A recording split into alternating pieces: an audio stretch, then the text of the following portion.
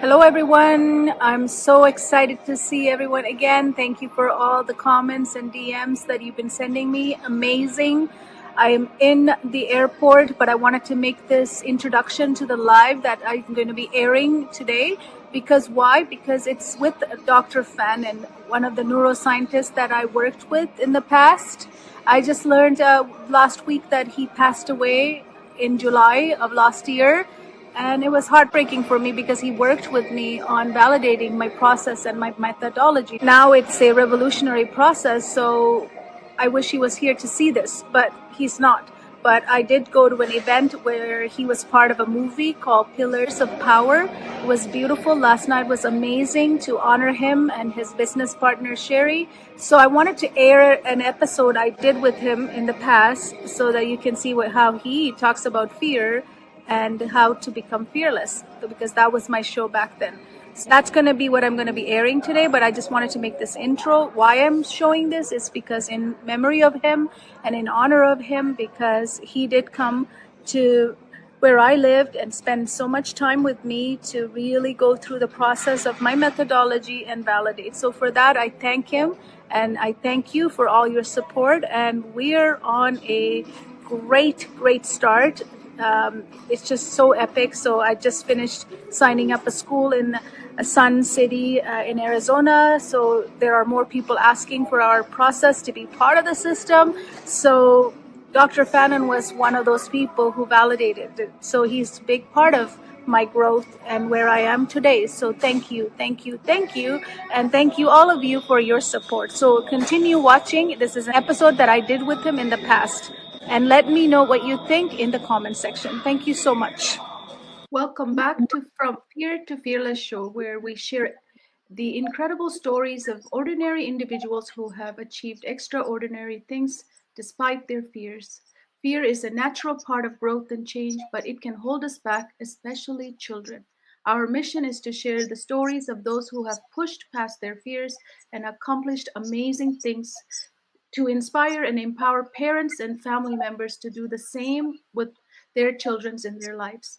Join us as we share stories that will ignite your imagination, inspire you to take action, and empower you to influence and impact the children in your life to achieve great things despite fear. Our guest today is Jeffrey Fannin. He holds PhD in psychology, MBA, and a Bachelor of Science degree in mass communication. He is the founder of a clinic and a research center called Pot Genius in Glendale, Arizona. He has worked in the neuroscience field, researching and training the brain for over 29 years. Dr. Fannin is an international speaker, authority, and an author in the field of optimal brain performance and cutting edge neuroscience research. He has been in a movie, PGS Intuition, that has been playing in theaters all over the world.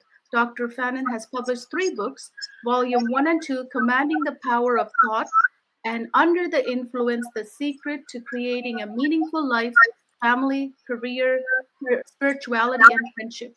He has traveled the world doing brain maps on over 4,000 individuals, as well as doing consults with them. He also works in his clinic with ADD, ADHD, anxiety, depression, and many conditions. Dr. Fannin was part of a research team at Arizona University researching neuroscience and leadership, focusing on research accomplished at the United States Military Academy at West Point. He has appeared on Quantum World TV, the TV Frontier and Awakening, also in Gaia TV, You Are Not Your Brain. His work has been featured in local media, international media such as Wall Street Journal, Fox News, ABC Daily, Business Week, London Financial Times, in Singapore Weekend Edition, BBC Radio, and many more. Dr. Fannin has also hosted the popular weekly radio show, My Thoughts Are Holding Me Hostage. And Dr. Fannin is no stranger to me, as he had done brain mapping for my students and I had the privilege to work with them. So I am so excited. Welcome, Dr. Fannin. Kahila, thank you for having me. I really appreciate it, and it's good to see you again. Thank you so much. Amazing. Thank you.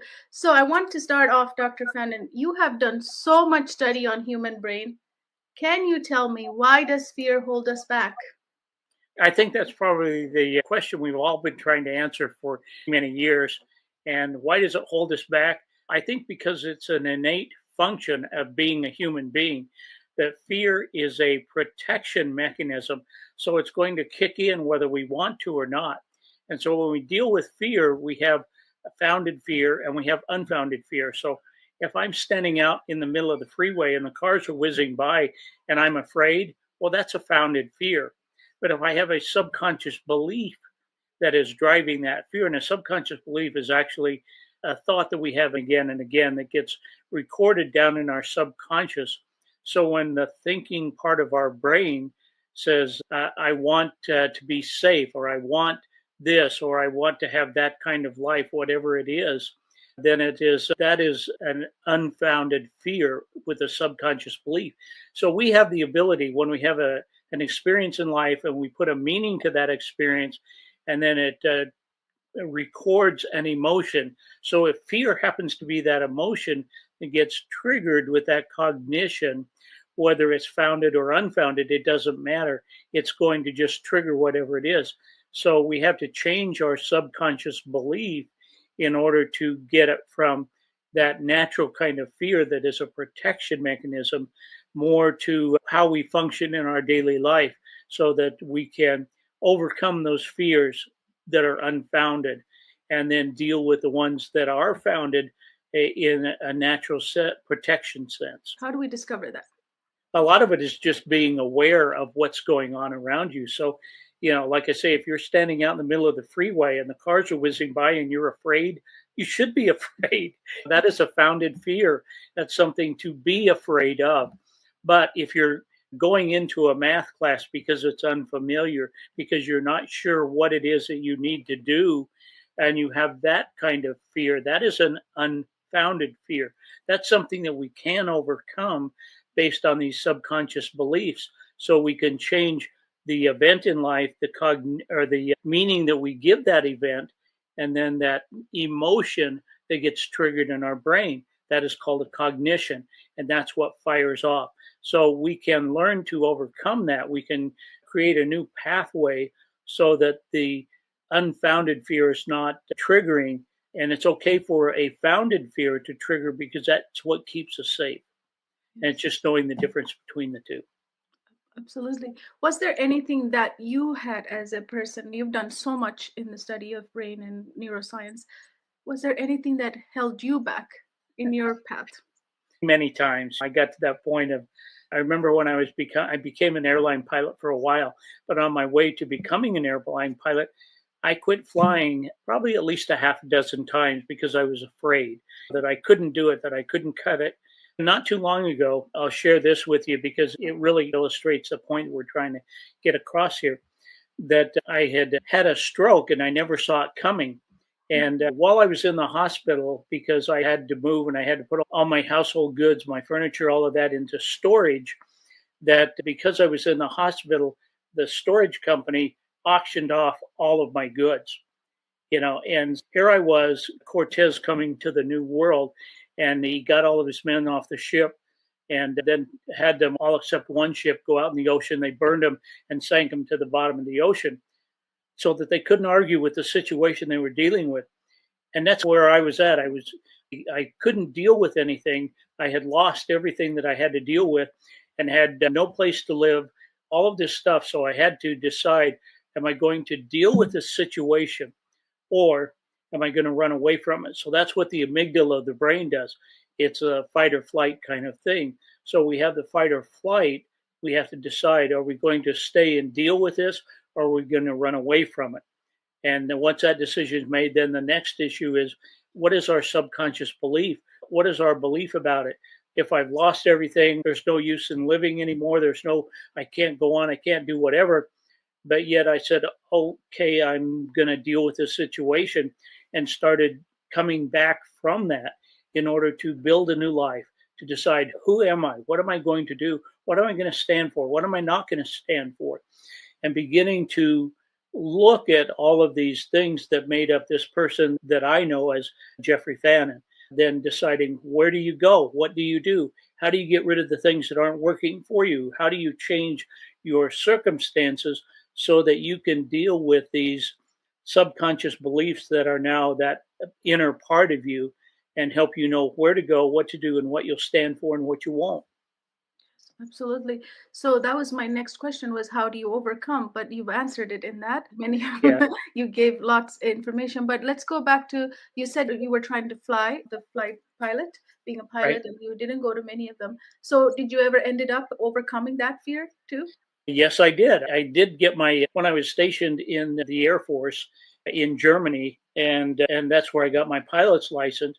But I was able to continue to get more and more ratings, and finally got to the point where I was flying for U.S. Air. I became an airline pilot for a number of years, and then they started having layoffs, and so that put me on a different direction of working and training with the brain because that's about the time I got acquainted with brain mapping and brain function. I said, hey, this is really interesting. I really enjoy this. So that's the path I began to follow, which led me here today. So tell me, like, I know you were so fascinated with the brain. That's why you work so much in it and with it, right? So how do you help someone overcome fear now? Because I know you're working hard on that. Yeah, I've been on a long journey here in doing brain maps with people like we did with your students and so forth. But then going beyond that, what when you have the information, then what? And so that's when I started to get more involved with what we'll call universal laws, energy, frequency, and vibration. Everything has a frequency and a vibration. And so, as we are dealing with, so if you have a thought and it's going to vibrate at a certain rate, and if you hold that thought for 16 to 17 seconds, other thoughts or energy like that will be attracted to it. When they come together, it begins to amass that energy. So we start developing this push pull effect. So if our brain is saying, I want this, it is the thinking part of the brain that is doing that wanting or the desiring. It is the subconscious part of the brain or where our rules are. And actually, those rules start beginning to form in the third trimester of before we're being born, when we're being conceived.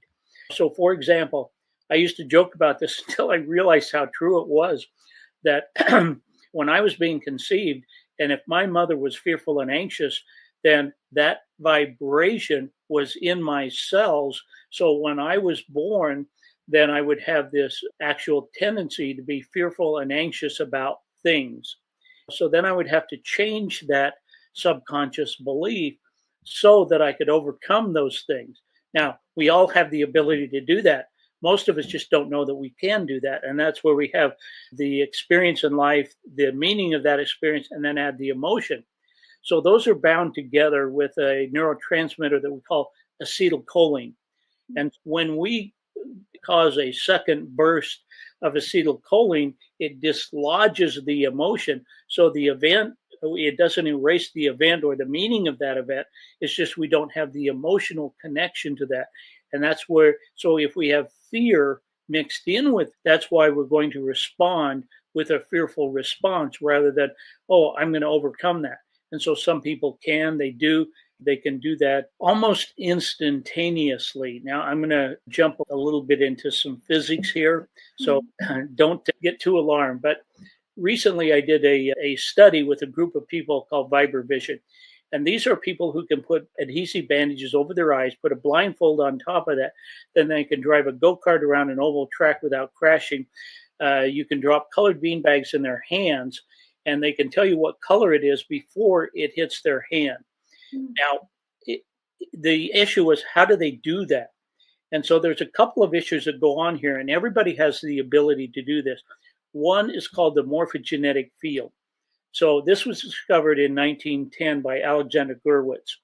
And as he was looking at embryonic cells and that sort of thing. So basically, it is the field that we have around us, this energy. And then along came a guy by the name of Rupert Sheldrake, and he was doing a lot of work with the paranormal kinds of activities. And that's a much longer story. But the issue is, so when you would drop a colored beanbag in the person's hand and they could tell you what color, it was not the field. They would generate this field around them in about 3 feet in all directions. but it is the morphic resonance or the color of that beanbag that they were picking up on. They didn't know that they were picking up on that, but that's how they could do it. So some people could do it very well, and some people couldn't because they had trained their brain to do this. And in the brain maps, like we did with your students, we were looking at why is it that the coaching that you were doing was so successful. What we were able to determine from that, it was not only the morphic field that every student had around them, but when they would get in the vicinity of, say, your morphic field, the morphic resonance from the coaching that you were doing would kick in, and that's why they would be responsive to that and perform differently than they would then by themselves because of the other subconscious beliefs that maybe they had. Does that make sense? Yes, absolutely. Thank you. Yes. So you're doing something now with what you were saying to me earlier to help kids, especially with autism, ADHD, AD, overcome their fear. Can you share Right. a little bit about that? Yeah, and I think it's a really profound thing because we've seen this with a whole lot of not just kids but adults as well. And so when we look at the energy, the frequency, and the vibration, one of the things that we're able to do is if we have with this scanner, and there's a lot more to that, but let's just confine it to the work that I'm doing with kids and adults that have problems with focus, concentration, or have autism or things like that. They're on that spectrum. Those are all frequencies and energy that they're dealing with. So what they can do is they can call this phone number. We've automated this. So instead of having to just get their 10 seconds of their voice imprint, the scanner will then measure where they are in this moment. And then we can push what's called a button on the scanner that says optimize. And it will take the frequencies of where they are and produce 4 MP3s or audios that they can listen to that brings them back into balance. I'll give you a story here. Some of the people that I've worked with, and the process is the same. So they call the number, they give their name and their phone number twice. That gives us 10 seconds of their voice imprint. And then it will produce the 4 MP3s that we can email to them. When they get the MP3s, then they listen to those on their phone or with a noise canceling headphones or earbuds, whatever, or just through the speakers on their phone. And it will bring their brain into balance. So if they're out of balance over here, and this is where they're balanced. So the scientists have put a lot of this together. They were able to catalog over 120,000 different frequencies. So if they're over here, they're saying to go this way. So those MP3s have the frequency and the vibration to bring them into balance. Now we know that we get out of balance all the time, and that's why we automated this too, so they can just call the voice line with anybody that we're working with in order to record that.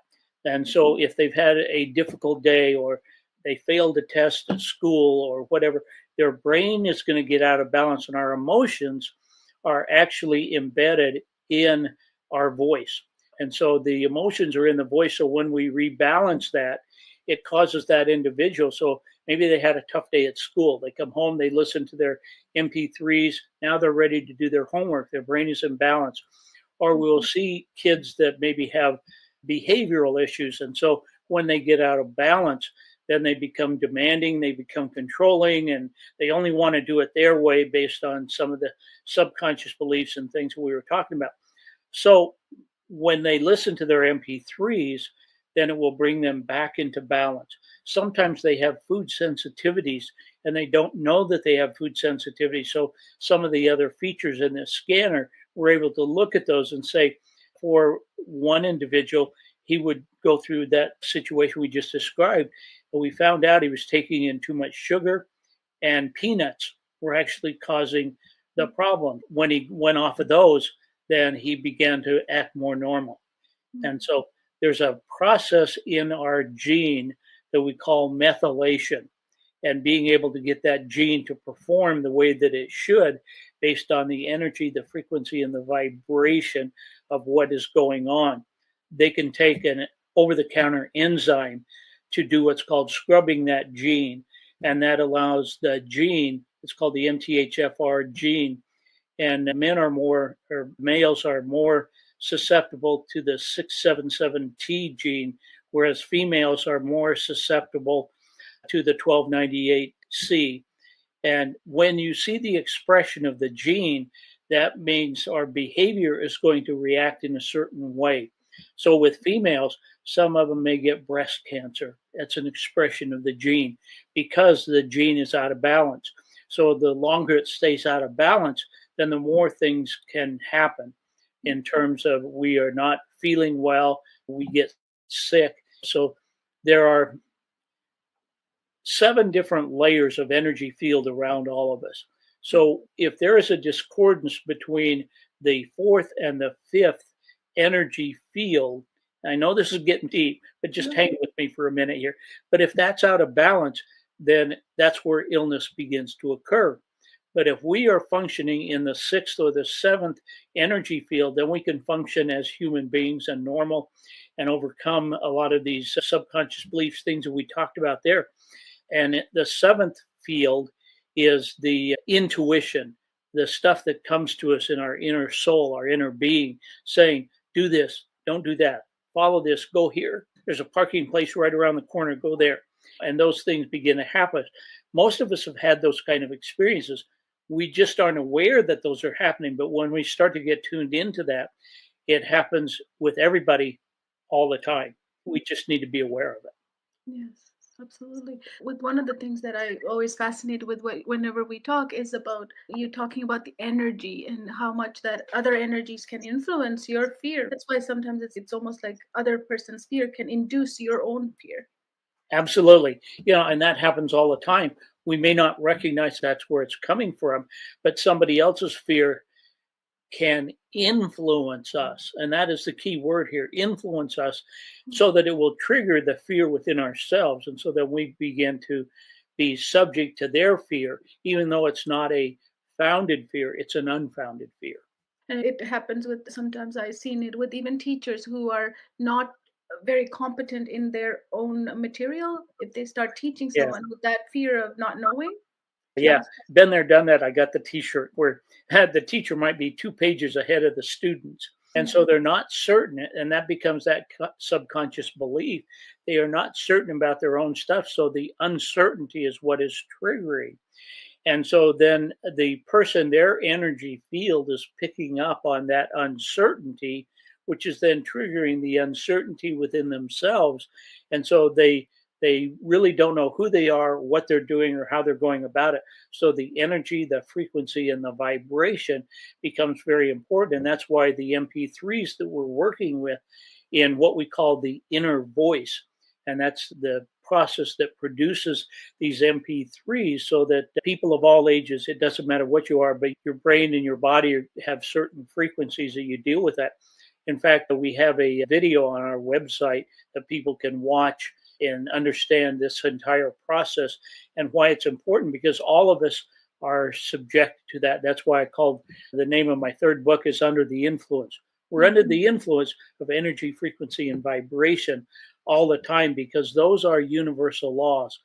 It's a little bit like the law of gravity. So we know what the law of gravity is. We may not be able to explain how or why it works, but we know it's there. It keeps us from flying off into the space and out into the universe. So gravity keeps us there. But we understand the principles of that from Einstein and what he was talking about, the function of gravity and where it comes from. Now, we can say, I don't believe in gravity, and climb to the top of the highest building around us and jump off and declare, I don't believe in gravity all the way down. But gravity's still going to work. So all of these universal laws are the things that we are subject to. We are under the influence of those all the time. It's just a question, are they founded or unfounded? And they're going to work whether we believe in them or not, whether we understand them or not, they're still going to work. Yeah, it's almost like we have to reframe with this energy work, isn't it? Like we haven't looked at it that way. We always think something is wrong with us, but it's the energies.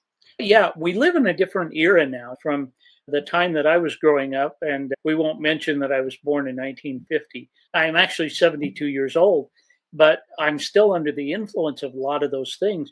But there are many of them that I've been able to change or we live in the world of technology now where we can use things like the MP3s to change the frequency and the vibration so that it affects our thinking, our behavior, and our understanding of all of these things. And so amazingly, we live in that world of technology now that even 5 years ago wasn't there.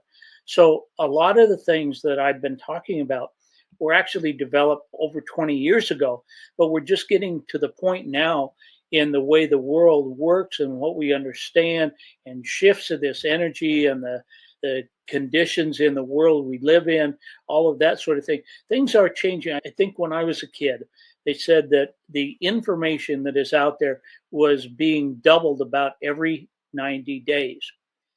Now, in the world we live in, that all of that energy and information is being doubled about every 90 seconds. Wow. And so you think about the internet. You go on the internet, and I have yet to have something ever come back. If I put a question out there, I always get an answer. Now, it may not be the right answer, it may be somebody's opinion or whatever, but the information is there.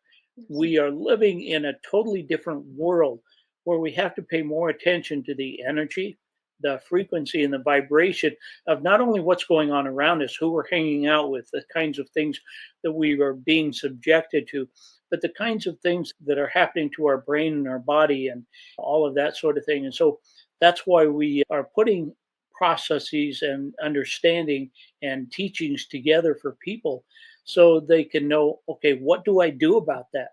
It's like with the scans that we do, there's over 120,000 different frequencies, and it's hard to keep track of that. So we're trying to help people understand this is what you do, this is how you go about it, this is what you need to deal with. And so we now have reports and things that will tell people you have too much stress, you're not drinking enough water, you need to get rid of some of these subconscious beliefs, stuff like that, so that we can live in this incredible era that we're living in rather than just going along for the ride here. Yes, absolutely. So you talked about your young self, like like in the 50s to now, you've seen major shift and changes in what we do and how we do Yeah, things and how fast we do things. So I wanted to ask you this question. This is a very important question to our viewers is what would you tell your younger self about fear? that's a really good question. I like that question. What would I tell myself, my younger self, about Mhm. fear? My younger self wouldn't know what I know now. I wish I could go back and know what I know now back when I was younger, but I didn't. And so we have to rely on society and the world and the knowledge at the time to help us understand what it is that we're dealing with. And so if I was relying on my caregivers, my parents, to tell me this is the way things work, they could only tell me based on their knowledge and their understanding. And if they were lacking, my father was 16 when World War II was on, and he ended up being on a submarine and had a lot of depth charges dropped on him and stuff like that. And so when he was only 16, and as I grew up and got older, he did not know how to tell me how to live in the world because the world he grew up in, being 16 years old and being on a submarine and having depth charge and dropped on you and you didn't know whether the next moment was going to be your last or not. That's the world, that's the knowledge base that he grew up in. So trans forward that to today. We have a new knowledge base. We have different understanding. We have different science that is available. Back then, the science of what we know now was not even available back then. We barely even understood this thing called quantum mechanics until really the 70s and on into the 80s. But in the meantime, the world is continuing to progress and develop. So I think it is really a requirement of adults to get on board with the things they don't know, the things that they need to learn. Where can I learn those? How can I function in this world? Because what we're seeing ever since the pandemic is that people are building walls around themselves in order to keep things the way they are. As human beings, we hate change, we avoid change.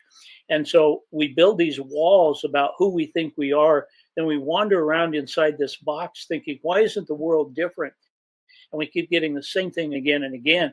And we get frustrated. We don't understand. We don't know where to go. We don't know how to deal with it because we're dealing with old knowledge and old technology, or we're dealing with fallacious knowledge. It's not understood. And let me give you an example of that. So, when we look at something called the free radicals and the antioxidants, what we were taught back in the day when I was growing up is if you eat enough fruits and vegetables, it is going to kill off the antioxidants that are causing problems in your body. That's only partially true. The science of it nowadays that we know is at any given moment in your brain and your body, you can have over 300 septillion free radicals running around in your brain and your body. Now, that's the number 300 with 24 zeros after it. And so you and I cannot eat enough fruits and vegetables to keep that in balance because what we were taught is one antioxidant will kill one free radical. That's a 1-to-1 ratio. But if you have that many free radicals running around in your brain and your body, we end up with more demand on our body than we have resources to meet that demand. So we have the ability now from science to actually activate these areas of our body. We call them NRF1, NRF2 pathways to have a 1,000,000 to 1 ratio instead of a 1-to-1. And that's not a 1,000,000 to 1 per day. It's a 1,000,000 to 1 antioxidants killing free radicals, a 1,000,000 to 1 per second. And so that's bringing us back into balance. So we go back into this balance and lack of balance in our frequency, our cells, our body, that sort of thing. That's the era that we live in. We want to get balance. That's the desire we all have.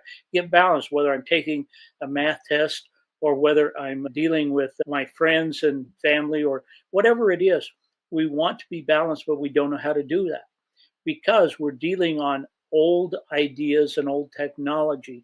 So it is each of our responsibility to get to a point where we are able to bring in some of the new ideas, the new technology, the new functions so that we know what we're dealing with and that we can have more control over our thoughts, our behaviors, and what we say. Yes, absolutely. And being open to change. Exactly. And Yes. that's a hard thing to do because we don't like change. We want it to stay the same. But what we do know, there are two things that are certain in life. One is death and one is taxes. Same thing with this, all facetiousness aside here. And that is that being able to understand and to grow within ourselves, that growth and that change is inevitable. We must be able to deal not only with the change back when I was a child, but also today. And that's why I try to keep up on things and why we're trying to develop different ideas, programs, and functions for people who maybe don't have that kind of education, who don't have a PhD, who aren't sure what to do or how to go about it. They have to rely on people who have overcome some of those things in their own life and be able to teach other people how to do what they need to do. Yes, absolutely. And I love what you're doing. So your thought genius is where they can find everything that you're doing to help people overcome and stay with change and open to change is important. Exactly. Thoughtgenius.com. You can go Yes, there and we'll always have information or videos or things that you can look at. And absolutely. we are putting up an education function where people can get more knowledge about these things and learn at their own rate whenever they feel like it or they need to review so they can just on some of these teaching platforms be able to. So we have a total of 14 classes. A couple of them are just introductory energy, frequency, vibration kind of stuff, and the others are things that what can I do about this stuff. So these are courses that they could take on their own time.